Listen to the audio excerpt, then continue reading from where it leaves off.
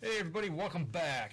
It's Wednesday night again. It's Wednesday night. We are live in the cabin on this cool, cool. It is cool.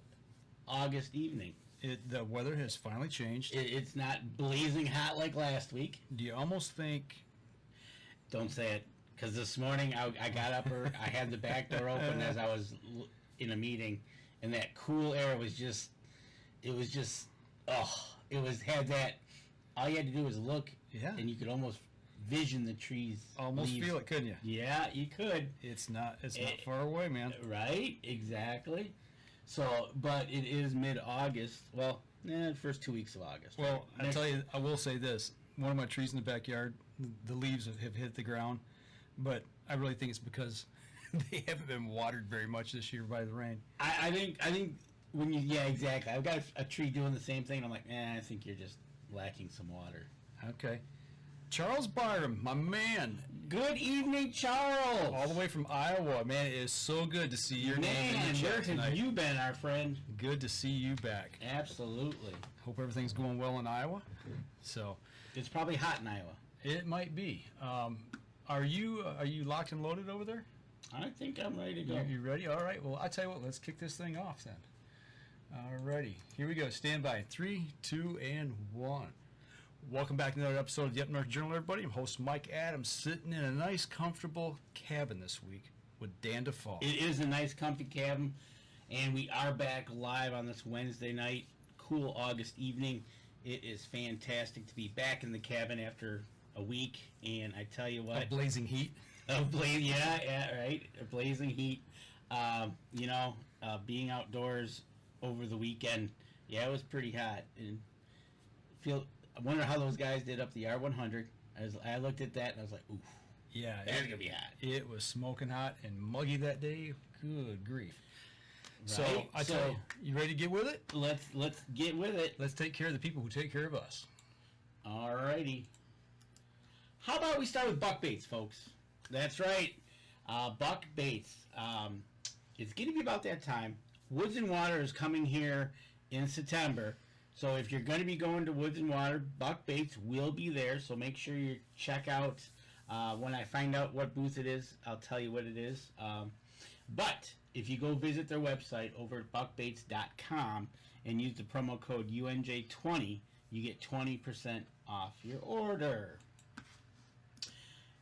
And get those tree stands ready. You're going to need some cutting tools. How about some Easy Cuts? Some EasyCutProducts.com. Go check out their full lineup they got, from backpacks, pole saws, to sprayers, to battery operated. And if you use the promo code UNJ15 off, you get 15% off your order over there. Our friend Lincoln Roan. I tell you what, the man is of many words. And if you want to save $25 off on your Packer Max, give him a call. Or go visit packermax.com, use the promo code UNJ25, and get $25 off your order. Can't say you can't have enough guns. Or never. Ammo, right? Don't you ever say that. Never. So, the Island Armory, proud sponsor of the Up North Journal. Go check out their website weekly. They always got new stuff coming in. If you're friends with them on Facebook, and if you're not, become friends, because they post a lot of what they have in stock. TheIslandArmory.com. Use the promo code UNJ10. You get 10% off your order over there. Oh, September means goose season starts September 1st, so you need to call. 2 weeks. There you go, 2 weeks out. JPOGameCalls.com. Use the promo code UNJ10. You'll get 10% off your order. Check out the Omni series. Check out his grunt tubes. And check out the rest of his website over there.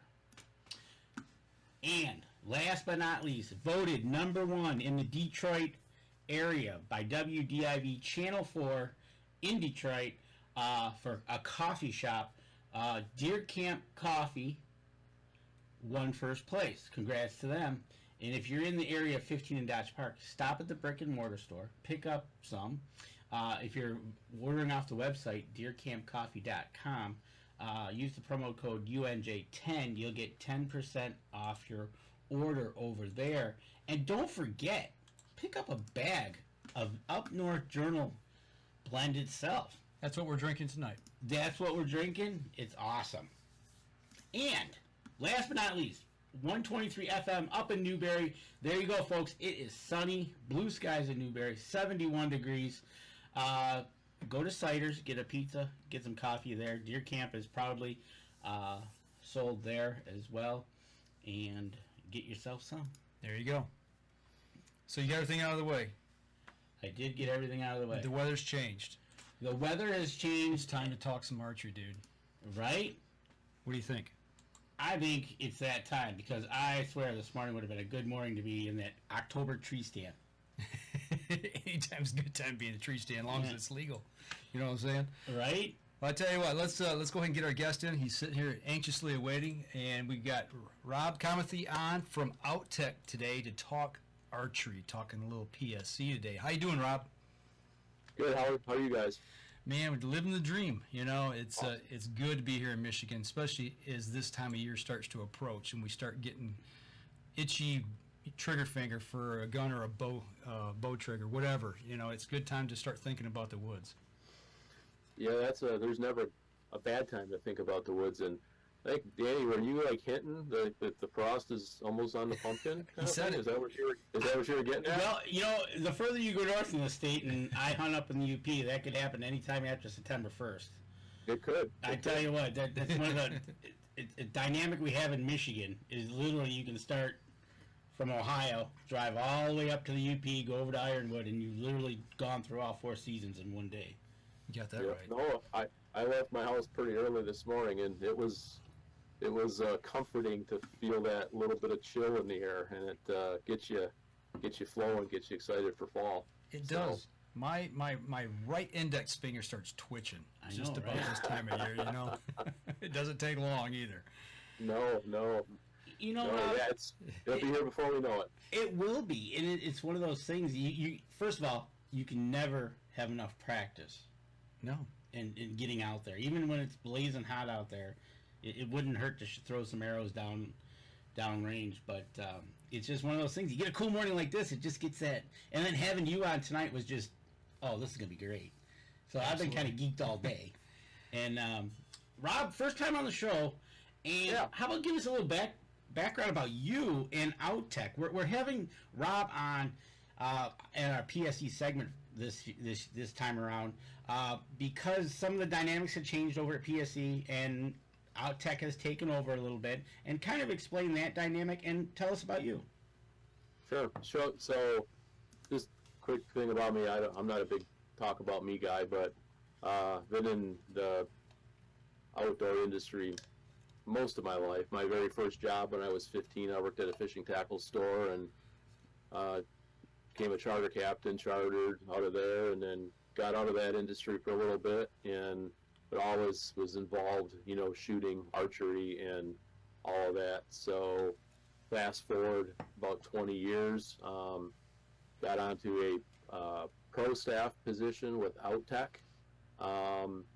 Did that for 4 or 5 years, and a job opening became available, and next thing I know, I'm selling archery and hunting equipment for a living to all the dealers in Michigan. So love it, and it's a great job, and now I think it's year 13 of doing that. So it's time goes by, and it seems like the older you get, the quicker it goes by, and so my dad always told me that, and it's very, very true. So but yeah, avid hunter, avid archer, love to fish too. This time of year, fall is my favorite time of year, and and as you were hinting earlier, it's almost here. Yeah, well, I tell you what, I gotta ask you, what's your favorite fish game species to go after? So I'm a walleye and salmon guy. So you go from the bay over to Ludington. pretty much, yeah. The boat's probably going to come out of the water this week and get cleaned up and go over to the west side of the state. So It's not a bad way to spend the fall, is it? In between No. running in between running to all the shops that you do, You know, Exactly. And Exactly. you know, I guess that's your time away from the office is going to do some fishing, which is always relaxing. Yeah, that's my downtime. So Exactly. Give us a little background about Outtech itself and what they do in the outdoor industry. okay, so Outtech is 40 some years in the business. We're a sales and marketing, agency. Some people refer to us as reps, sales reps, but what Outtech does is a little different than a lot of the other rep agencies. And it's funny that it's founded by three people. Jay Scholes was one of the original founders. His very first job in the outdoor industry was working for Pete Shepley at PSE. Wow. So it's sort of come back full circle, and it's pretty cool. Jay is 60 years old, and he is geeked as anybody is about us being able to represent and sell PSE. So that happened.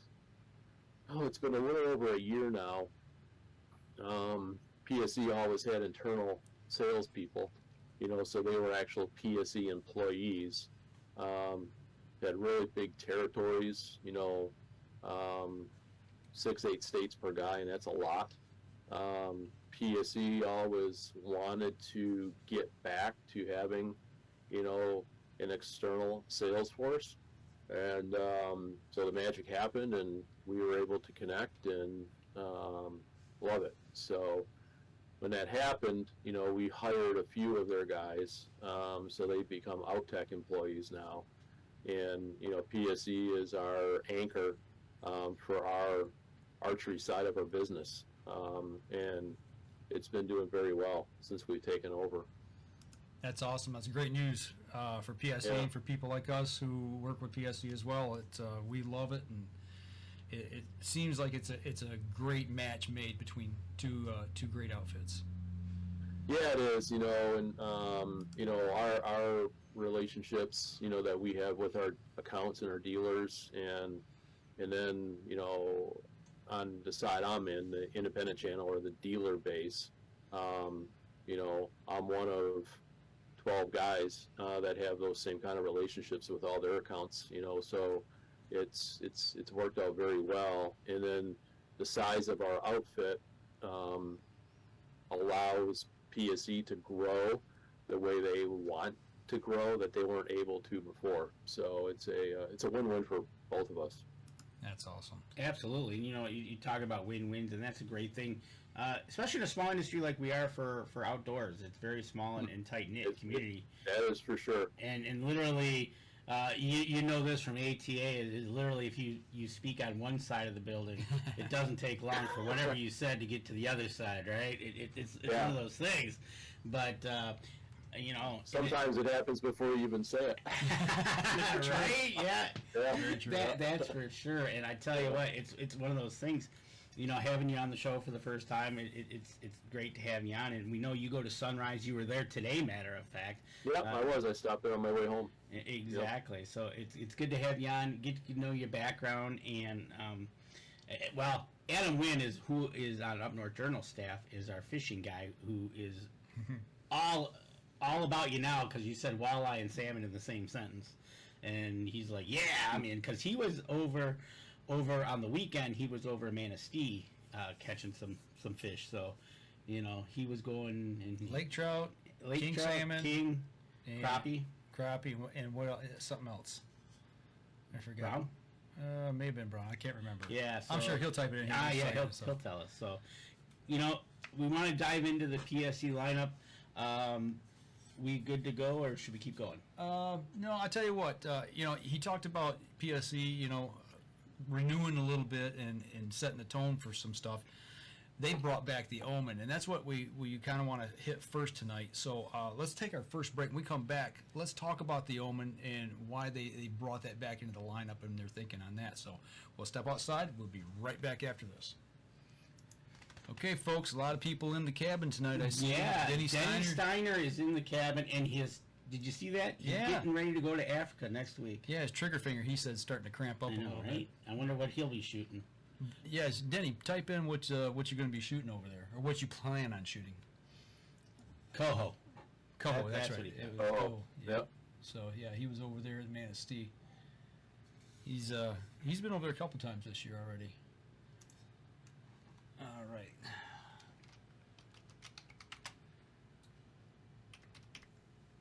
And okay, here we go. Stand by. All right, welcome back. Second segment of the show. Before we left, we got a little bit of background on Outtech and the relationship between PSE and Outtech and how things are rolling. And actually, PSE this year has decided to bring back the Omen, and that's the thing that we really wanted to hit tonight. You know, Rob, I remember the Omen when that first came out, and Yep. it was really, really aggressive. And it was like, I equate the Omen then to Dale Earnhardt Sr. You either loved him or you hated him. Yeah. You know, it was a great super fast bow, but you know, it had a real aggressive draw cycle on it. You know, and they tweaked it a little bit throughout the edges, but then it went away. But now it's back. Talk a little bit about their thinking on why they're bringing this back to the lineup. Well, obviously, you know, that Omen was a, you know, even though, like you said, it was love-hate, it was an aggressive bow. And, you know, PSE, you know, at one point they were sort of, you know, it was all about performance and speed. You know, everything was speed, you know, with them. And, you know, when they brought the EC cam to the market 6-7 years or so ago, it really changed the whole, you know, the way people thought about PSE. You know, smoother drawing, quieter, more forgiving. But obviously, you know, the performance side of archery has always been, you know, PSE. The Omen was a great bow. You know, it super fast, and it, just like you said, it was aggressive. The Omen was a popular bow, and it was a popular name. Everybody liked the name. So obviously, when the whole speed, you know, bow came back up, you know, we introduced the Expedite, which was basically the bow with the EC cam, it's just a shorter brace height. Good shooting bow, but it still wasn't like the Omen was. So fast forward to this year, with our new cam system, you know, the E2 or S2 cam, we've gotten that Omen-esque bow back, but in a lot more forgiving and it quite frankly, probably the most stable platform in a hunting bow of any bow on the market right now. And you know, when that bow was introduced to the dealers, it went over about how we figured it would go over, you know, as far as a launch with, you know, units sold and so forth, until the bows started to hit the dealers' shelves and consumers started shooting them, and then all of a sudden we just saw a surge, you know, in sales, just because of the way the bow shoots. Right.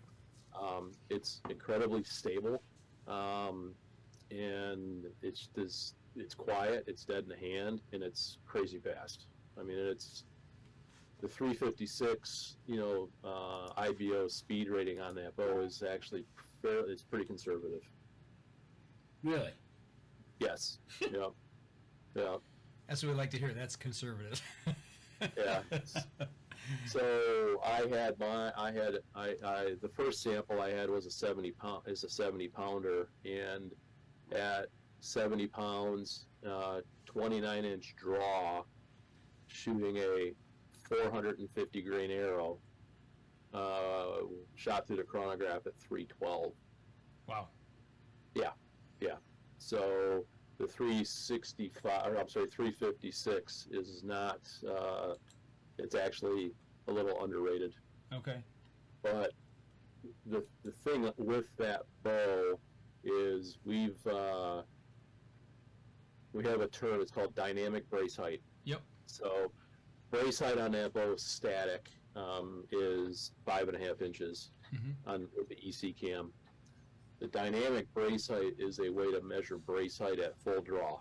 I won't get into technical, too technical, but There's a great it's the YouTube relation- video on that. There's actually, Yeah, there is. there's also a video right on the website itself. Yes, there is. So They Yeah. show the dynamic brace height. yeah, so that bow, the dynamic brace height on that bow is actually 6 7/8 of an inch. So when it's at full draw, it just sits, and it's very hard to actually try to torque that bow. Okay. So downrange accuracy on a speed bow has never been something really achievable before, until this bow came out. So yeah, your 60-yard groups are going to be like your normal 20-yard groups. So, and that dynamic brace height, a lot of other manufacturers, bow manufacturers, we've done a lot of testing, and some of the bows that have a 6.5 or 7-inch brace height, their dynamic brace goes down to like 4 inches. Right. So that's why they're not as stable. When you're drawing. In a nutshell, real quickly, the dynamic brace height basically is when the knock leaves the string and when it actually comes off. Correct? Well, it's a measure. So when you measure brace height on a bow, you measure from the string back to the riser, Mhm. to the handle, the throat of the grip. The dynamic brace height is a combination of a few things. At full draw, it's where the string actually comes off the cam at full draw, and it's also where the cables lie at full draw. So you take a couple of those calculations and put them together, and that's how you achieve that dynamic brace height number. Well, we got a picture of the Omen up here right now. Which comes in 1, 2, 3, 4, 5, 6, 7, 8 variations of colors. Whether you be Yep. Eight standard colors, and then you can get it in any custom combination. The target colors are available. Custom colors are an upcharge, as well as the target colors, but that's available is an option. and it comes in one of the 2 sets of cams, right? The E2. Two cam options. Yep. So you have the E2, which is the most popular one, and then you have the S2. The S2 just is for the shorter draw length folks. Like you, Danny. That says the guy that we got matching draw lengths. Yeah, we do. Yeah. You saying you got dinosaur arms? Yeah, I don't pay a lot of checks at the restaurant. Dinosaur arms and alligator arms. Right? So you so you get the 2 cam options. You got the 8 different colors that are standard. You can obviously get it whatever you really want. What is the MSRP on this one? That bow's $11.99. Okay.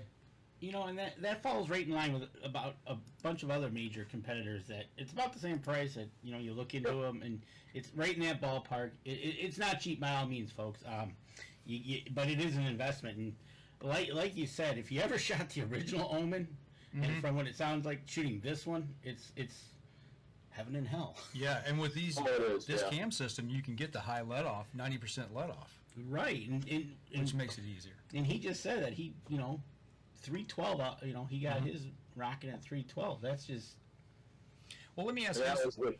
was just with a standard like whisker biscuit style rest, and and not set up. So yeah, it's pretty impressive.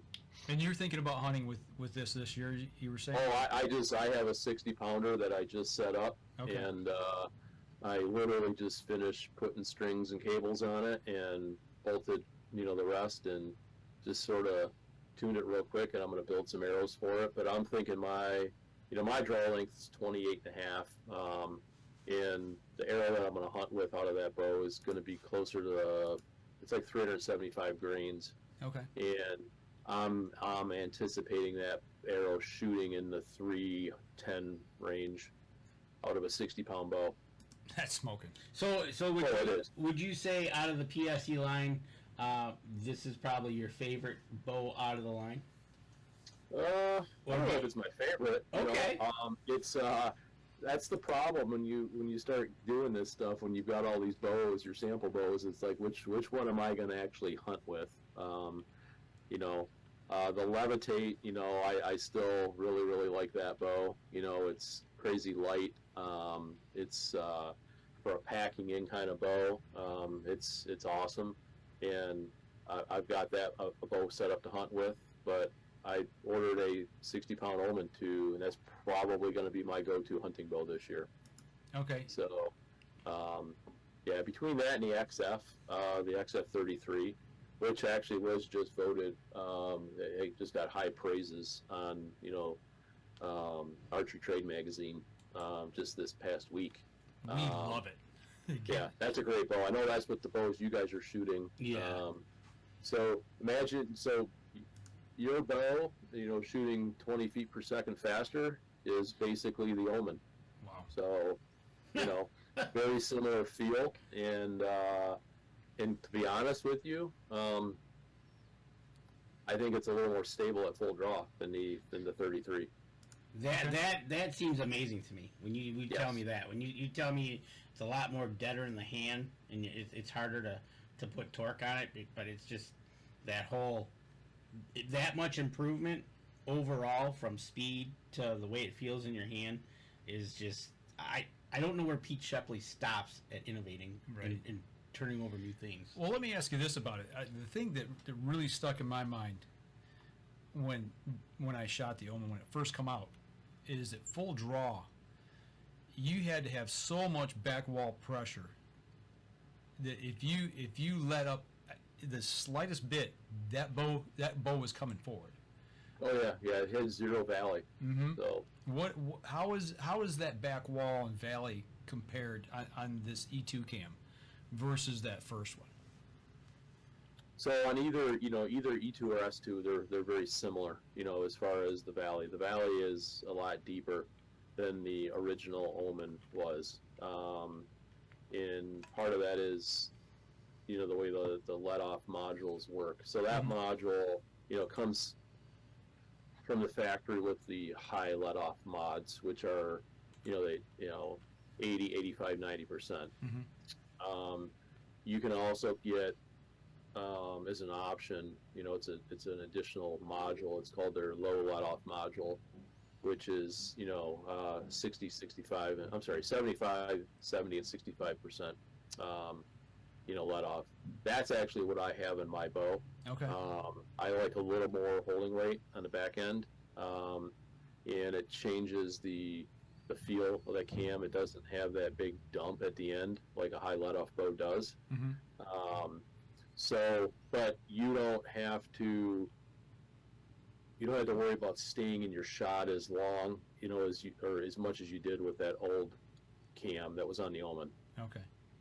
So, yeah, totally different. That's totally different. It's a lot like the bow you're shooting, because it's in essence it's the same cam, that's on the XF, 33 and 30. It's just a little bit different geometry in the riser, and then it's a deflexed riser, so your brace height's a little shorter. But it's the same cam system that you guys are used to right now on your XFs. Gotcha. I think we need to go shoot it. Well, I know we're going to go shoot it. That's just a given. I'm looking at the website, and if anybody out there wants more information on the Omen, you can go to the website, PSEarchery.com. Kind of scroll through it. They got the bows, the merch, the PSE Nation. You can see it. If you're watching us on live, you can see it right now on the screen. If you're on the podcast, this is a great reason why you need to come over to the live and watch us on YouTube or back on Facebook. Question I have is this FDS technology, the full draw stability system. Yep. Explain that, please. That is it sort of all ties into that dynamic brace height. It's the way at full draw, it's how the string and cables come off of the cam. Even with, the cams on this bow are not draw length specific, like some of the older PSE models used to be. So even with the adjustable draw length module, the way the cam rotates in relation to the draw length module and string and cable, how they come off the bow, all relates to that stability system. Okay. So it's not just a buzzword, that's been created. It actually is. There's some science behind it and some engineering, a lot of engineering behind it. This bow's been in the works for almost 2 years to get it to where it's at, and that's why the bow is as stable as it is. So definitely, like you said, it took 2 years to come to market. We're actually rolling the video right now off the website of the dynamic brace height and how that works into it. But 2 years to get this right, like Rob says, and Mike and I always say, you got to go out and shoot one. Absolutely. It might not be your feel, but give it a try, man. It's like buying a new car. You're not going to buy you might want to test drive a few models before you pick the right model. Exactly. Yep. Not everybody's going to like it, but from the feedback you're getting up to date, it sounds like everybody's kind of liking it. Yeah, it's gone over very, very well. And everybody, that shoots my bow, the sample, it's like, I didn't expect that out of a speed bow, and so it's touted as a speed bow because it really is, it's a hot rod, it's their fast bow, but it doesn't shoot like a typical speed bow does that wants to rip your shoulder off and, super aggressive and, just, radical, in your hand. It's not like that at all. And it draws, it seems to draw a little bit lighter than it actually is as far as its draw weight. So yeah, it's gone over very well. Well, and I think here in Michigan, or in the other cold weather states, later in the season when it's cold, if you're hunting late archery, that's going to be huge, trying to draw your bow back and drop back smoothly on big game. Certainly, yeah. Or if you can even draw it back after sitting in a tree stand all day long when it's 4 degrees outside or whatever. Exactly. Right. So, exactly. So we see that a lot. And anymore, everybody thinks you've got to shoot 70 and 80 pound bows, and you don't.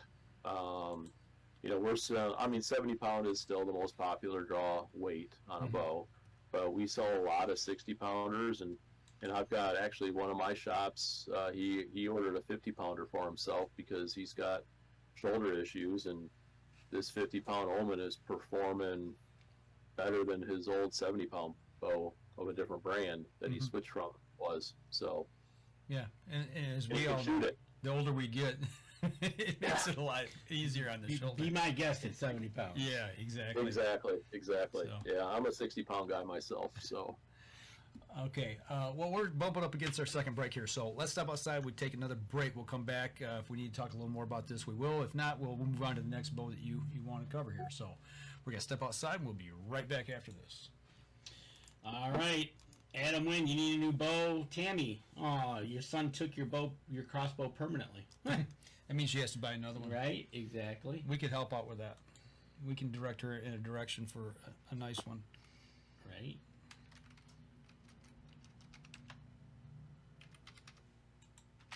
Okay. Alrighty. Here we go. Stand by and. All right, back. Third segment of the show. We've covered the Omen. Is there anything else that we need to cover on this, Rob, or do you think we pretty well got this one? On the Omen? On the Omen, yes, sir. No, I think we hit all the points. Just get out and shoot one. Go get out to your PSE dealer and shoot one. So. All right. Well. You'll be happy. Absolutely. Right. We're going to have to go check it out. Yeah, I'm sure we'll make a visit to Derek. Well, you were out there at the shop at Sunrise today. Yeah, he's got them. He's got them in shop. Okay. Yep. All right. Yep, so he sure does. 60-pound model? Do you know right offhand? Do you remember? He should have a 60. Okay. Unless he sold it. I would like to compare it to the XF that we've got. Right. And I would like to, definitely see what speed we can shoot them side by side. Right. Exactly. Yeah, I'll have to. next time I'm up by you guys, I'll bring mine up and let you play with them. All right. Well, if you're down this way, we got targets in both our backyards. So. Perfect. You know, and then going from the Omen, we talked about Mike and I are shooting the Evo XF this year. Yep. We're both shooting the 30s this year. What's going on with that one? How's that one doing for PSE? So the XF, or you know, so let's back up a year. So 21 or 2020 actually is when they introduced the EVL, you know, which was a little bit change in the riser design and that from the Evo. Did very, very well. Super smooth shooting. There was two lengths, a 32 and a 34. 2022 we introduced the, you know, XF series in a 30-inch and a 33. That bow actually you've got 3 cam options. So you still have the, you know, the EC cam or the Evolve cam, which sort of changed the whole dynamics of PSE. You know, 6-7 years ago when he introduced that. And then the two new cams, the E2 and S2 cam, and that's the cam that you guys are using on your bow. So you've got a lot of different options there as far as, you know, cams and draw lengths and so on and so forth. So the EC is a smoother draw. The E2, S2 are a little bit faster, you know, a little more speed out of the cam. But even though it's a faster cam, it's not a real aggressive draw, which you guys are, you know, you can attest to. The 30-inch, you know, we've brought that out for the, you know, the tree stand saddle hunting, you know, guy, or guys with a little shorter draw length, so they can get more, you know, so they can shoot closer to the peak draw length on the bow. And then the 33, a little longer axle to axle, a little more stable. That's what I have a XF 33 with the S2 cam on it, and I really like that bow too. So that bow, when it was introduced, you know, it's a 4-track binary cam, but we came out with an adjustable cable rod on that bow that allows some tuning, that you can move your cables left to right rather than having to shim cams, you know, to tune. Because 4-track binary cams, the only way to tune those is typically by shimming cams. With that new cable rod system that we have, you can get most of the tuning out of it before you need to go shimming cams. Yeah, I remember the first time that we had to have our cams shimmed. I thought Danny was going to cry, brand new bow, and it was in pieces. You get a little nervous. You get a little bit nervous. It's But Oh yeah. don't drop one of those shims, please. talk about it, yeah. And so now, talking about the 33 to the 30, back to the Omen. The Omen is 4.5 pounds. The XF 33 is 4.5 pounds. Yep. And the 30 is 4.3.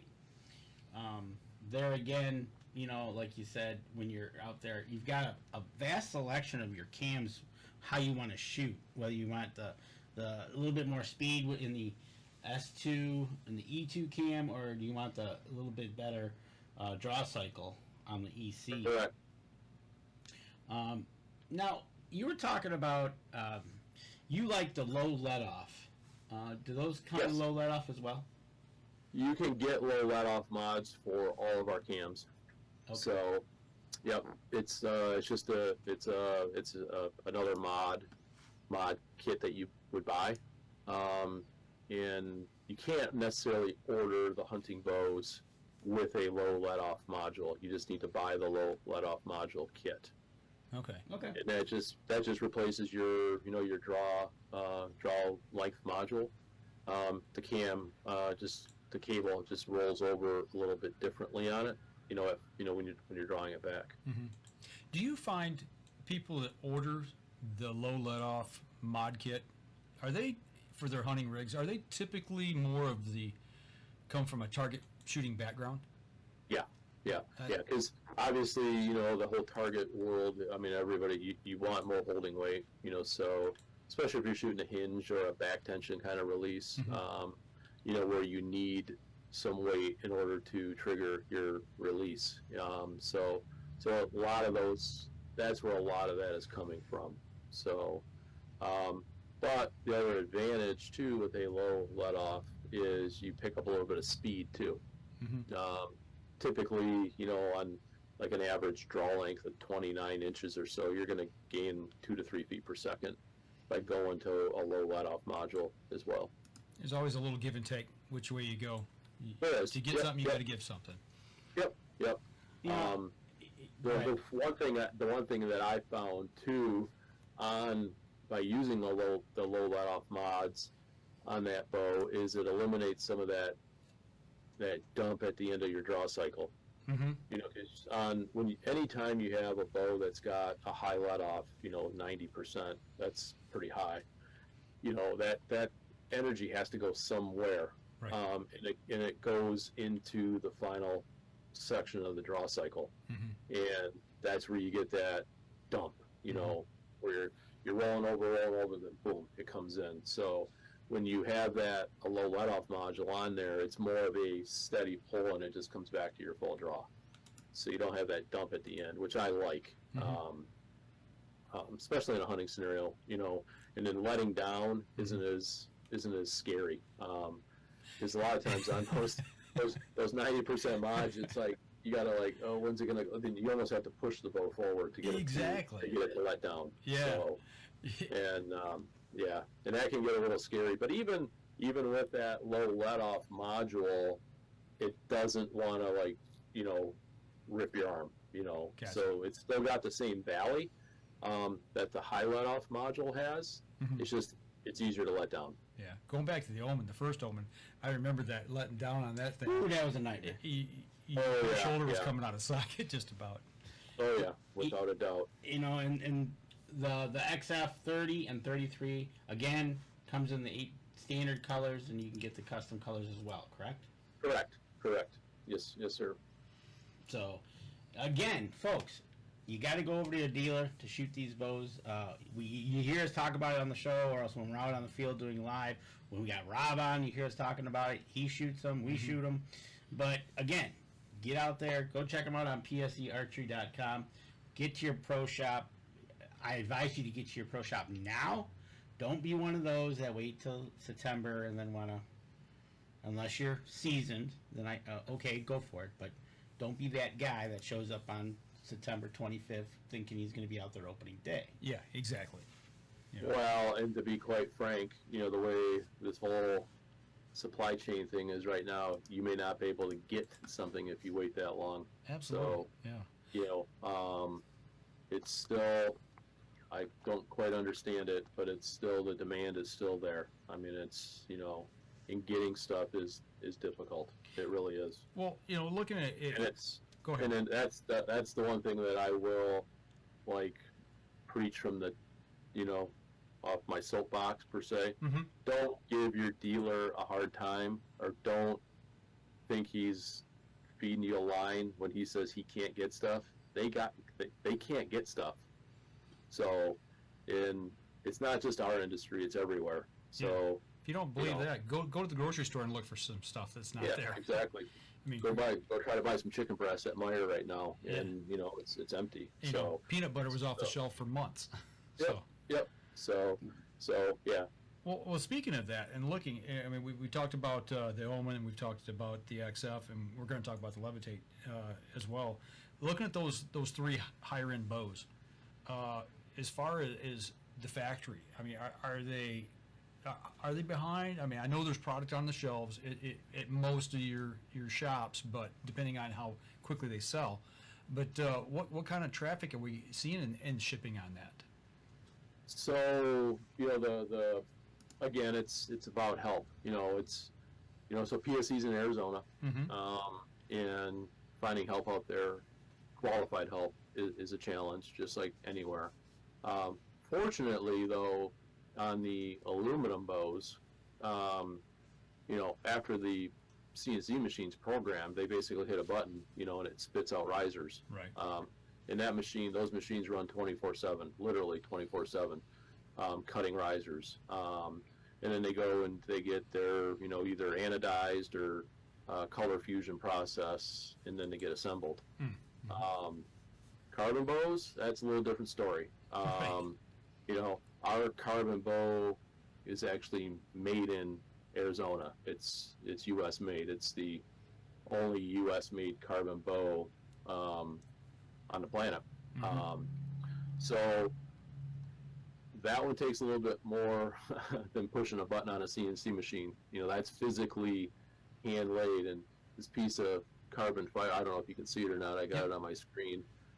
That's part of what that bow, that Levitate's made out of. It's made out of 187 pieces of carbon fiber like this that's wrapped around a foam core that have to be wrapped a certain way, because this material stretches only in one direction. It won't stretch this way. It goes this way. So, and the reason it stretches is when it's heated in the mold, after it's wrapped around that foam core, it expands to fill the voids of the mold. Okay. That process is very, very time consuming. There's 8 people in the factory that have the knowledge on how to do that, and their best person can produce about 8 of those a day. Okay. So that's not so labor intensive. No, and that's just the first step. Then it goes into the mold. It's heated, baked. It has to sit in that mold for a while and cool, and shrink down a little bit. They take it out. Then it goes through a whole process of where it's like body work on a vehicle. It's sanded. It's prepped.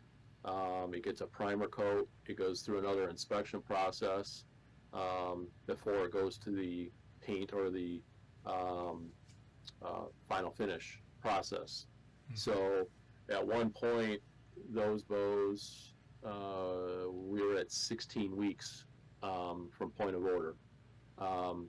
We're getting better. We're down to about 8. If you were to order a bow now, but quite a few shops have the Levitates hanging, right now, because obviously their orders are there. So that bow's awesome. It really is. It's insanely light, and it's lighter than anything on the market as far as a bow, and it performs. So the Mach 1, the Carbon Air was the very first carbon bow that PSE come out with. Right. And then that morphed into the Mach 1, which, is still a current bow that has the EC or the Evolve cam on it. And then the Levitate is the John Dudley version of the Mach 1, that has the new EC cam or the S2 cam, depending on what draw length you need. That bow's done fantastic. So we couldn't keep up for quite a while on, making them. And a lot of frustrated people because of that, but we're starting to get caught back up now. That's one of the things also with bringing John Dudley on board was getting his lineup from the Evo NTN to the Embark to the Levitate. He's kind of got the whole gamut for everybody that follows him to check out and go try. And it's just one of those things that, we shot with him at TAC, you shot with him at TAC, and the guy is just great for PSE, and he's very knowledgeable, and like you said, he could have went somewhere else for more money, but that wasn't his point. The point is he wanted to sit down with the engineers and make these bows. Mm-hmm. Absolutely. Correct. No, and he's pretty pro USA, too. So, and so is PSE for the most part. So, and that Levitate axle to axle is 32 1/4, and it comes in at 3.6 pounds for a carbon bow. You talked about something for backpacking out west or whatever you might be doing. It's a pretty light bow. It is, and but being that it's light, it's still shootable, and there's not a lot of there's a tiny little bit of hand shock, on the bow if you're shooting the bow without anything on it. But by the time you put a sight on it in a rest, and it pretty much takes that out. Even if you put a small stabilizer on it, my Levitate's set up with a sight, a rest, stabilizer, and a quiver. Still is under 6 pounds. Completely set up, and it's dead in my hand. So, not bad at all. I tell you no, what, it's not. The bows we've talked about so far for PSE has been sounds like another out of this park again with the archery Pete Shepley. Absolutely. And Yeah. tell you what, we're coming up onto our last break. I tell you, time flies when you talk about PSE. And when we come back, we'll hit our fourth segment, and we'll keep our talking going on. All right. Well, let's step outside, take our last break. We'll be right back after this. Gensel, shoulder rules again. Back to the crossbow. Oh, shoulder problems. Yep, it happens. Don't like to hear that, Tom. Right? You must have had too much fun at the Jake's Field event last week. Yeah. How did that turn out, Tom? Type in real quick if you would how they did over there at Williams this last weekend. I know they draw a pretty big crowd every year. That's a great thing for getting kids in the outdoors and getting them started, especially in this area here. Get a lot of the inner city kids come out and have some fun and get exposed to some things that they wouldn't normally be able to experience. Exactly. He's talking about how fast segments go and the show goes when we're talking about PSE, almost as fast as that Omen. See what I did there? I see what you did there. Look at you go. Yeah. I know, right? All right. Here we go. All right. We blazed through 3 segments. We blazed through 3 segments. We talked about 3 of the top bows for PSE, but that's not kind of all where they stopped. There's 2 more bows we wanted to quickly touch on real quick. We'll start with the PSE Brute ATK.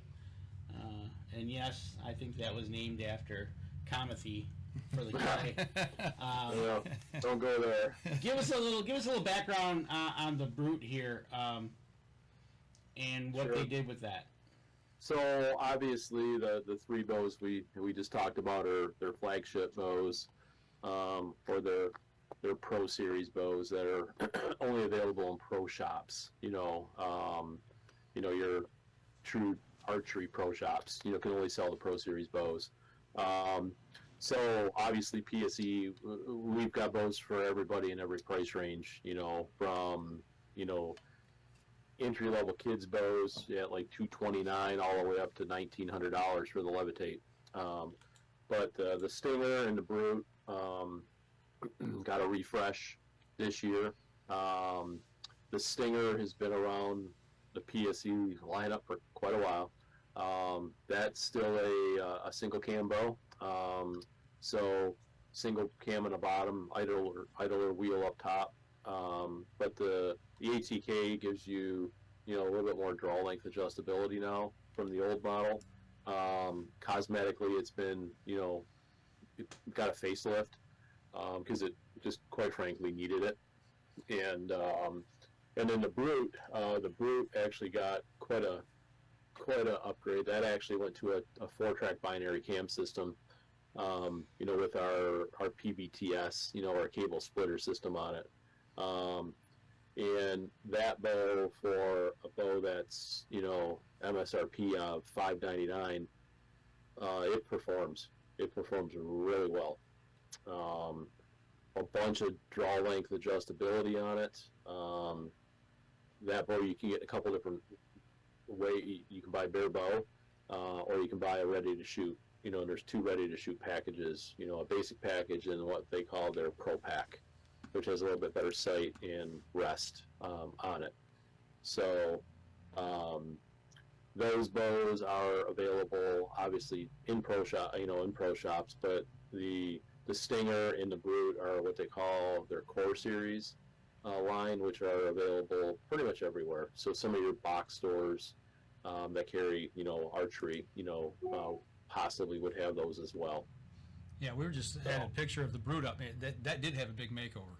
That looks a lot different. Oh yeah, it's and it shoots very, very well. So yeah, everybody wants to shoot, the new, hot rod and the flagship bow, but we know that everybody can't necessarily swing that, and Right. So, but I'll tell you what, that brute, that bow performs, and it's quick. It's it's not a machined, riser, so that's some of the cost that comes out of it. But for $5.99, I would put that up against anybody's bow in that price range now after the upgrades on it. Now, correct me if I'm wrong, but did that bow previously? It had a real wide range of adjustability for the poundage. Is that still the same? Yeah, you can typically, safely, on a brute's 15 turns, on the limb bolts, which will get you roughly, so on a 60-pound brute, you could probably really easily get that down to 35, 37 pounds. And the point I was trying to make with that is, you get that for your young teenager, Yep. 10, 11, 12 years old, can get out and actually, take a deer with it legally. I think it's 35 pounds here in Michigan. Am I Yep. right on that? I think that's right. And get the job done. Also have a bow that looks like Dad's. Yep.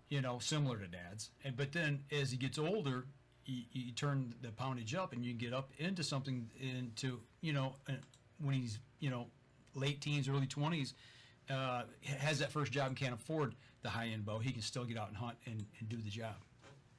Yeah, exactly. You've got some draw length adjustability on that, and it's just it's a good shooting bow. And anytime, obviously, you guys know, anytime you really lower your poundage down, the bow gets a little sloppy. But kids, it doesn't take long for them to build their muscles, up. Absolutely.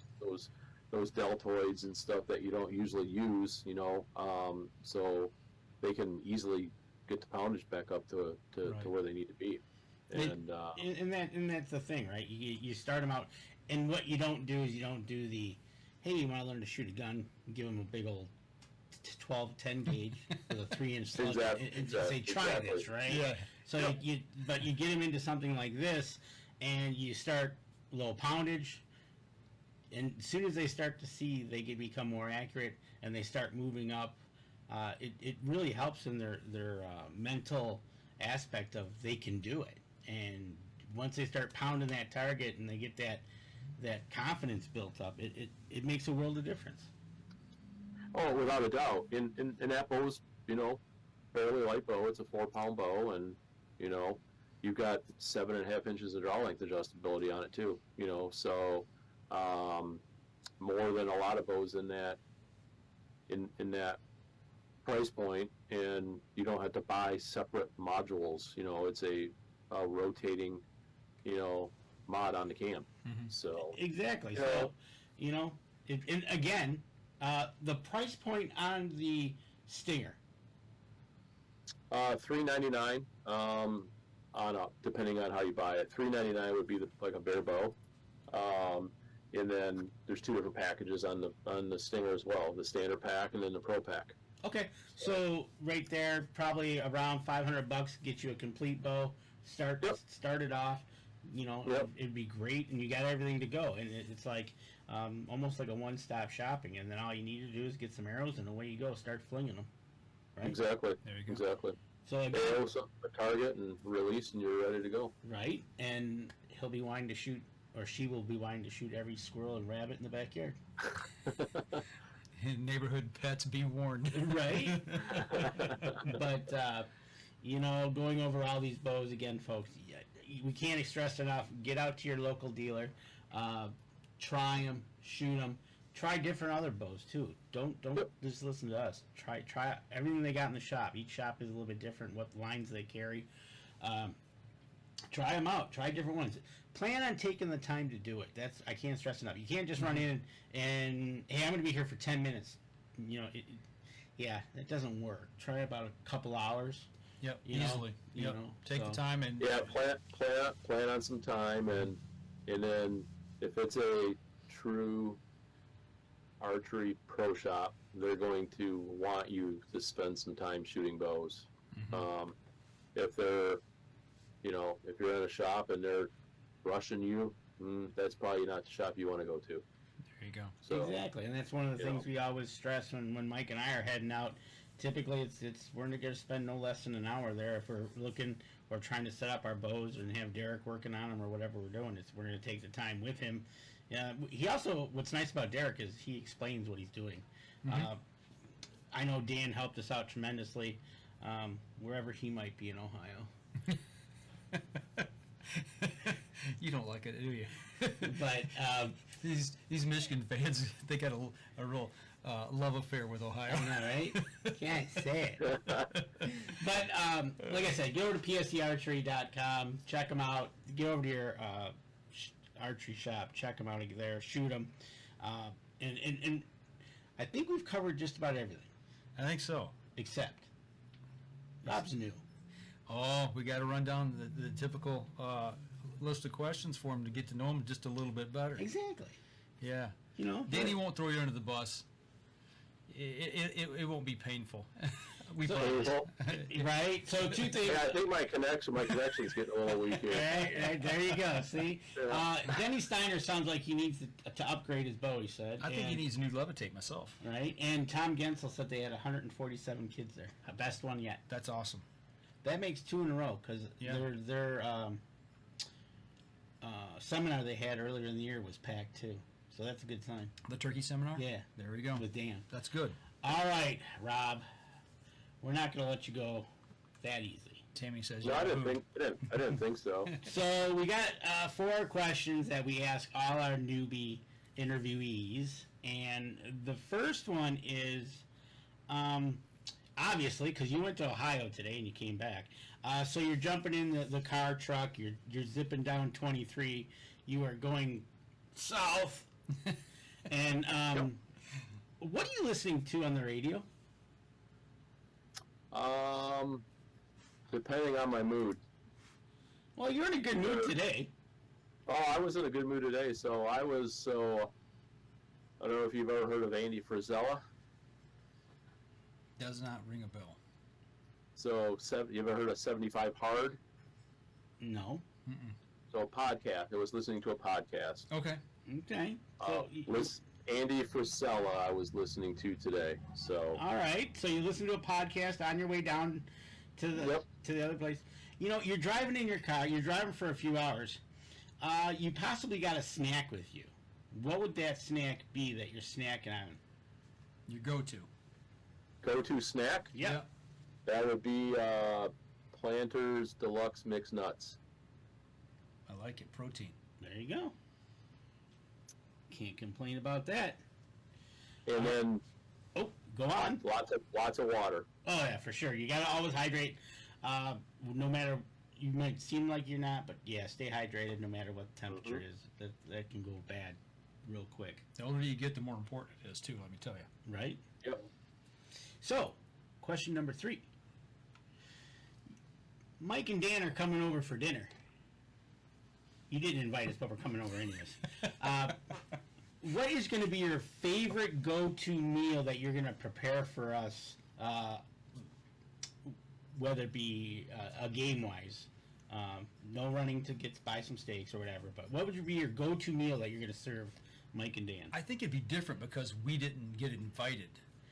Let's say he invited us. You invited us over, so I think the meal would be different then. So if I were to invite you over for dinner, and I was going to make dinner, what would I make for you? Yeah. Yeah, wild game wise.